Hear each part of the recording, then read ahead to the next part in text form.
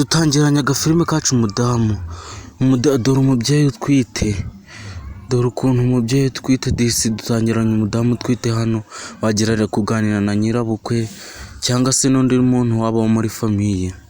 Agafilime kacu mukarebe karakomeje. Umudamu utwite uri kubona ni umudamu nyine arafite inda, mu kinyarwanda nyine arafite inda, ari ahantu nimba agiye guhaha cyangwa yagiye kugura utuntu, wagira ari gutongana na nyirabukwe cyangwa akaba ari dore ukuntu umugore amutoteza, kandi gutoteza umuntu utwite babyeyi si byiza.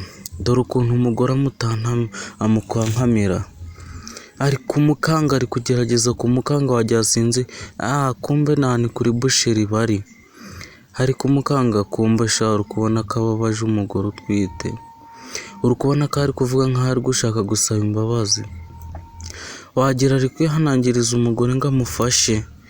Gusa nyine mukurikira agafilime kacu turasobanukirwa, mwageze ahantu heza kumusobanuza urenze. Kurikira agafilime kacu urasobanukirwa kandi uramenya n'ibijya mbere.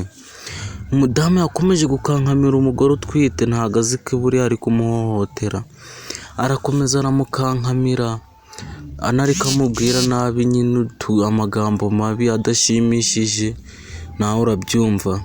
Umugore utwite disi arakomeza arabyitegereza, aramureba, arahura, aramubwira ati none se uri kubona buri ibi bintu biragenda gute? Aramubwira ubu gukomeza kuntoteza hano umbwira ubusa nkankamira ntabwo ari ibintu byiza, mbabarira undeke nigendere nimba uri kubona njye mbese muri make nkubangamiye. Mubwira ati mbabarira wihangane, nimba uri kubona ibyo nshaka utarabimpa umbwire ngende.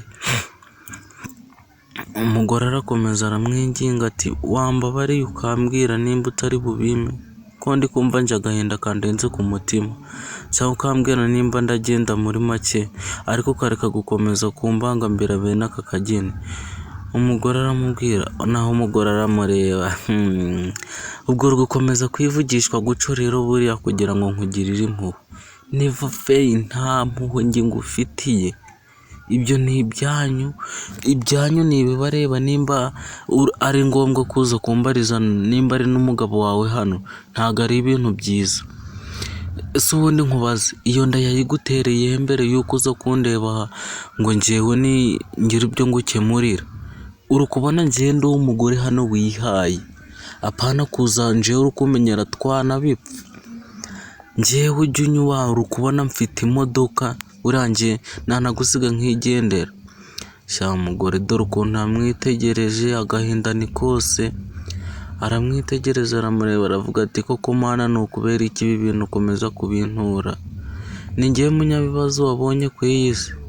Umugore aratwite, ntawe wo kumufasha uhari, gusa nyine yiha akanyabugabo arebe ko yatera agatangwa akagenda, arisusurutsa arihambira neza, aravuga ati koko mana nimba ndi umugore nk'abandi, wagiye umfasha ngiye nkareka guhura n'aka gahinda kose, ko ndi kubona ibibazo biba byandenze ku iyi si, wamfasha koko ukambabarira urwa none, wenda ko nanjye nziyitaho mu minsi iri imbere.